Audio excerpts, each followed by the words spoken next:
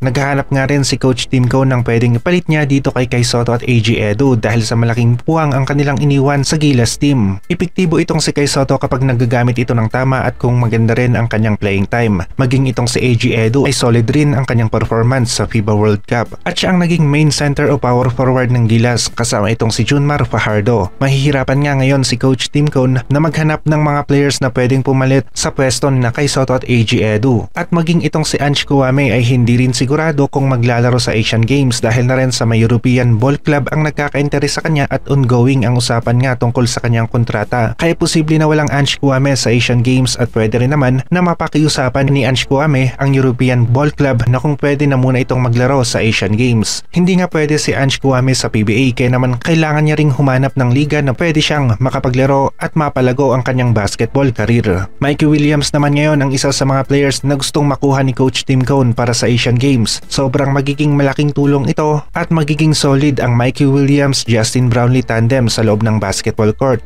Alam na alam natin kung ano ang kayang gawin ni Mikey Williams sa laro at halos nasa level rin ito ni Justin Brownlee at kayang-kaya niya rin mag-produce ng malakihang puntos lalong-lalo na sa 3-point area. Nakikita natin kung ano ang gustong gawin ni Coach Tim Cone sa Asian Games at ito ay ang maiuwi ang ginto kaya naman talagang pinipilit niyang kunin ang mga players na talagang makakagawa ng mga play na gusto niyang gawin. Ayon nga kay Coach Tim Cone ay pwedeng makuha nila ang ginto kung maglalaro ang mga ito ayon na rin sa laro na gusto nilang gawin sa loob ng basketball court. Sa madaling salita, kailangan talaga nilang magawa kung ano man ang play na gustong gawin ni Coach Tim Cone. Kilala rin itong si Coach Tim Cone sa triangle offense kaya naman walang magiging problema sa kanilang opensa at nabanggit rin ni Coach Tim Cone na pagagandahin nila ang kanilang depensa dito sa Asian Games dahil ito ang isa sa magiging susi para sila ay manalo. Touchdown na nga rin itong si Kai Sotto sa Japan at nasa Hiroshima na siya at mukhang sasabak na kagad ito sa kanilang pre-season game. Sobrang nabuhayan naman tayo sa naging pahayag ng agent ni Kai Sotto na nagbigay ng liwanag tungkol nga sa karera ni Kai at yung mga plano at options ni Kai Sotto. Unahin na muna natin na bumalik na nga si Kai Sotto sa Japan at sa team ng Hiroshima. May nabanggit ito na ongoing talks at hindi siya nagbigay ng detalye tungkol dito dahil alam naman natin na magaling ang agent ni Kai Sotto at hindi niya inilabas ang mga detalye ng kontrata hanggat hindi pa ito sigurado kaya naman ongoing talks ang nasabi niya at nangangahulugan na may possibility ang NBA two-way contract. Possibility dahil hindi nga sigurado at pwedeng mangyari ngayon at pwede rin naman na hindi. Ang sigurado lang ay babalik nga si Kai Sotto sa team ng Hiroshima Dragonflies sa Japan B-League. Gustong-gusto ni Kai Sotto at ng Wasserman ang Japan B-League dahil na rin sa 25 minutes a game ang kanyang playing time na kung saan sobrang ganda na nito para kay Kai Sotto at sa kanyang improvement at development na rin para sa isang 21-year-old na basketball player. Ayon na rin dito kay Tony Ronzone ay nasa tamang proseso itong si Kai Sotto dahil na rin sa hindi nga ito katulad ni LeBron, Kobe at iba pang NBA stars na nakapasok kaagad sa NBA at ihinalin tulad ni Tony Ronzone itong si Kai Sotto sa mga US NCAA college players na nasa edad 22 o 23 bago nakakapasok o umaabot sa NBA. Nasubukan na ni Kai Sotto ang NBA G League at FIBA World Cup at nagpakita ito ng mga play na pang NBA talaga. Kagaya na lamang nitong putback na ito na kung saan merong isang malaking player ang China na nag-aabang para sa rebound pero ginamit ni Kai Sotto ang kanyang height, timing at jumping ability para mas umangat at maabot kaagad niya ang bola sa kanya ito idinakdak. Dito naman tayo sa team ng Germany at kay Dennis Schroeder na halos hindi makapaniwala sa kanyang performance sa quarterfinals na kung saan 4 out of 6 ito sa field at 9 points lamang ang kanyang nagawa laban sa team ng Latvia. Naging maganda ang laro o depensa ng Latvia sa kanya kaya naman ganito ang resulta ng kanyang laro pero kahit na ganoon pa man ay nanalo pa rin ang team ng Germany sa score na 81-79 at sobrang dikit ang score na ito. Semifinals na nga at makakalaban ng Germany ang team ng USA.